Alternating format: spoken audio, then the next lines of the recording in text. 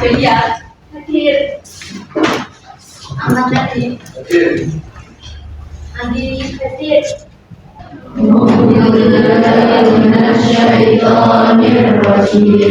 Bismillahirrahmanirrahim. Masih ingat nggak minggu kemarin kita belajar mengenai sejarah dan juga peran tokoh ulama dalam menyebarkan agama Islam di Indonesia. Kemarin kita belajar mengenai tokoh yang menyebarkan ajaran Islam sebelum Islam. Kemarin ada 4, siapa saja kemarin? Pertama, ya, yang kedua, yang ketiga, terus yang keempat, Sunan Gresik, nama aslinya terus wali yang menyebarkan agama Islam melalui seni wayang yang menciptakan lagu juga suam. Mari. Berarti teman-teman masih ingat ya kalimat atau melihat kalimat sumber-sumber hukum Islam itu yang terberserit ke pikiran kalian itu apa? Kalau dengar sumber-sumber hukum Islam, kemudian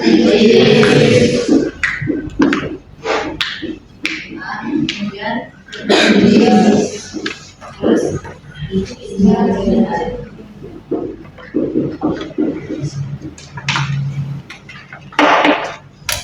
jadi apa sih sumber-sumber hukum Islam itu?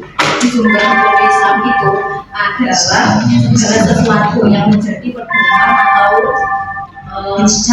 kita dalam menentukan norma-norma hukum dalam ajaran Islam, yang mana sumber hukum Islam ini dapat memberikan landasan hukum untuk memahami dan juga mengatur kehidupan individu dan masyarakat muslim.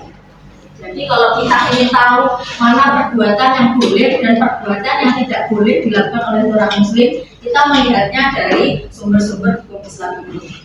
Contohnya di beberapa tempat ya, khususnya kita sebut saja Pulau Bali. Itu kan di sana sudah banyak orang yang mengkonsumsi yang namanya daging babi. Dan itu tidak sedikit tapi banyak. Seperti yang kita lihat di TikTok itu kan banyak yang makan tes krim, ya kan? Jadi apakah boleh kalau kita ikut-ikutan makan daging babi? Tidak boleh lah.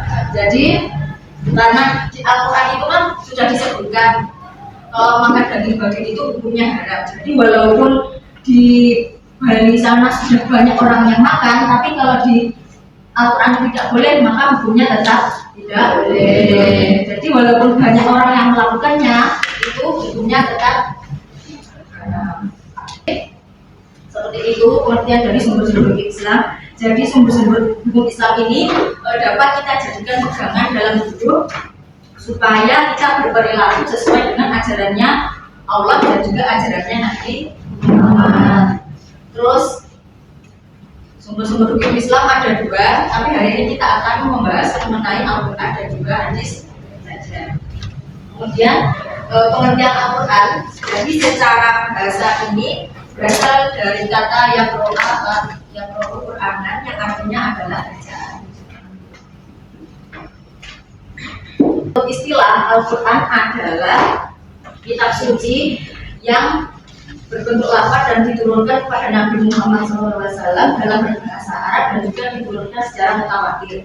Jadi mutawatir itu apa? Itu artinya adalah diriwayatkan oleh orang banyak dari generasi dari tamat terputus sehingga keaslian dari Al-Quran ini tetap terjaga. Terus turunnya Al-Quran ini selama 23 tahun. Yang 13 tahun itu saat Nabi berada di Mekah. Terus yang 10 tahun setelah Nabi hijrah berada di Madinah. Isi kandungan Al-Quran ada 3. pertama yaitu hukum itikadiyah, yaitu hukum yang berkenaan dengan keimanan. Jadi di dalam hukum ini berisi kepercayaan untuk percaya kepada Allah, kemudian percaya kepada malaikat, kitab-kitab, kemudian Rasul, dan juga hari akhir maupun takdir, baik takdir baik maupun takdir yang buruk. Jadi hukum ini itu tidak membahas mengenai ibadah seperti kita sholat maupun kita zakat, tapi apa yang harus kita yakini dalam diri kita. Jadi contohnya kita percaya bahwa Allah itu esa, kemudian kita percaya bahwasannya ada malaikat yang selalu mencatat amal kita, kemudian kita percaya bahwa nanti akan ada hari kiamat. Jadi kalau iman dan juga keyakinan kita itu benar, maka semua amal perbuatan kita itu juga akan dinilai dengan ibadah. Kedua ada hukum uluhiyah. Hukum uluhiyah itu adalah hukum yang berkenaan dengan akhlak. Jadi hukum ini berisi mengenai kewajiban untuk berbuat baik dan juga menjauhi dari perbuatan yang buruk. Jadi kalau kita seorang muslim, berarti kita harus menghiasi diri kita dengan perbuatan yang baik dan juga menjauhi segala perbuatan yang kurang baik. Ya, jadi Rasulullah itu menyempurnakan akhlaknya manusia. Jadi kalau kita ingin menjadi muslim yang baik, bukan hanya kita rajin ibadah, tapi kita harus mempunyai sikap dan juga perilaku yang mulia dalam kehidupan sehari-hari. Yang ketiga adalah hukum amaliyah, yaitu hukum yang berkenaan dengan pelaksanaan syariat. Amaliyah itu dibedakan menjadi dua. Itu adalah hukum yang mengatur hubungan manusia dengan sang pencipta. Contohnya ya sholat, kemudian zakat, haji. Kemudian kalau amal itu hubungan yang mengatur manusia dengan manusia lain, dengan antar manusia. Contohnya jual beli, kemudian mewaris, utang piutang, itu hukum amal ini. Mungkin sampai sini ada yang mau ditanyakan? Belum ada. Kalau tidak ada, silakan nomor. 1 Arya, Erin, Dini, Bagus, Jessica, Natasha, Evanya, Manzara. Di barisan di sini 1, 2, 3, 4. Kemudian kelompok 2 Ahmad Nelji, Eka, Rita, Elo, Nokia, Simirta, Salma, Semua. Di barisan sini. Terus kelompok 3 Excel, Muhammad David, Andini, Idada, Najwa, kumpul di kelompoknya masing-masing.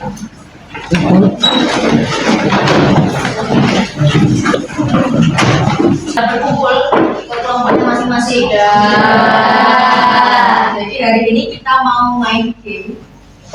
Gamenya itu berkelompok. Jadi nanti saya kasih waktu 15 sampai 20 menit untuk mempelajari kembali materi tadi yang saya jelaskan. Kemudian sambil berdiskusi tersebut kalian buat namatik sama jargonnya. Contoh kelompok 1 jis. Namatin nama jargonnya.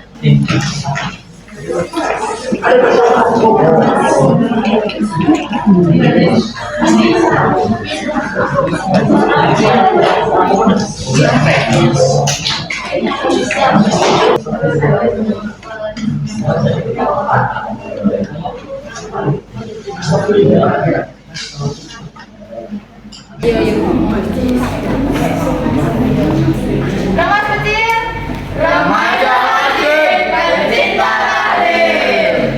Sallallahu Muhammad.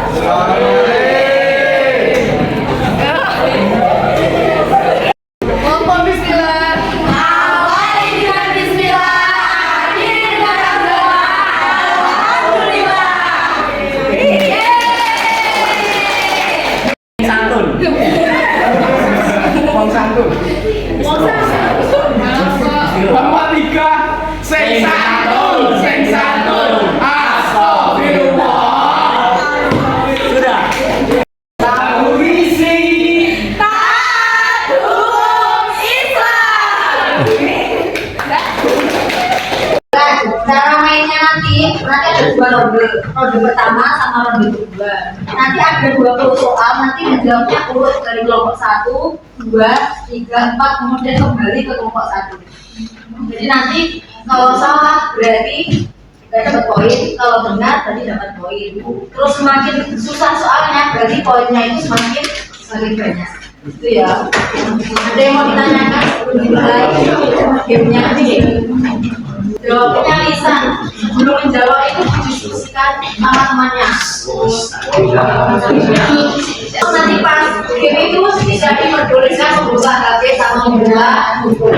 Jadi bukunya ditutup terus HP-nya juga ditutup. Sudah siap semuanya? Siap.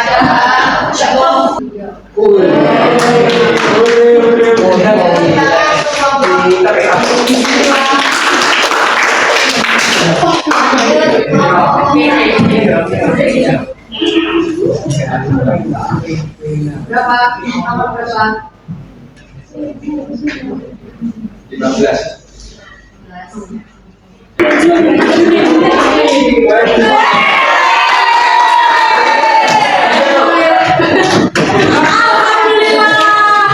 Ada satu menangnya Bismillah, tapi nanti saya ingat bisa lebih. Yakin? Sudah ganti jawaban. Bismillah.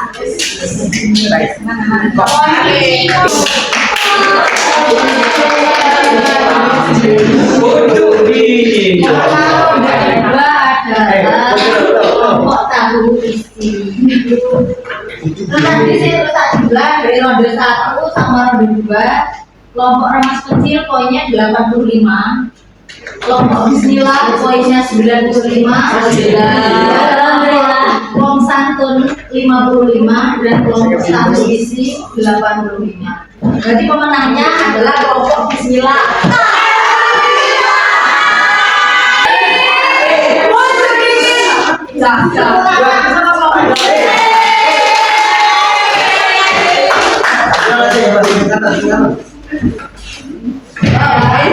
Tadi ada yang masih enggak pengertian Al-Quran secara bahasa. Bacaan. Istilah. Angkat tangan yang tahu angkat tangan. Istilah.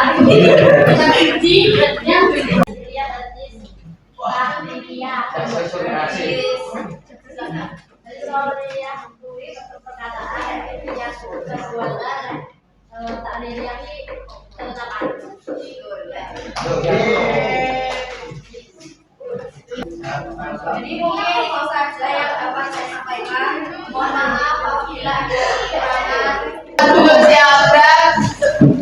Sebelum mengakhiri pelajaran pada siang hari ini, yang makanya kita berdoa terlebih dahulu. Doa mulai. Kalau ini juga terakhir saya.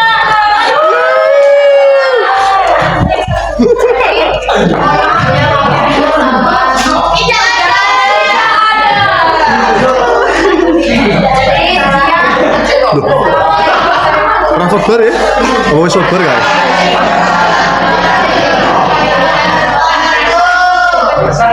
Kelompok harusnya semuanya yang mengerjakan bagian, tapi di situ yang mengerjakan hanya absen 22.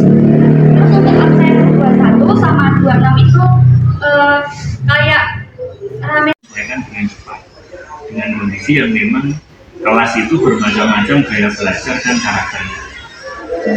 Karakternya sih loh, ya semua kuwi tidak ada dirubah. Tapi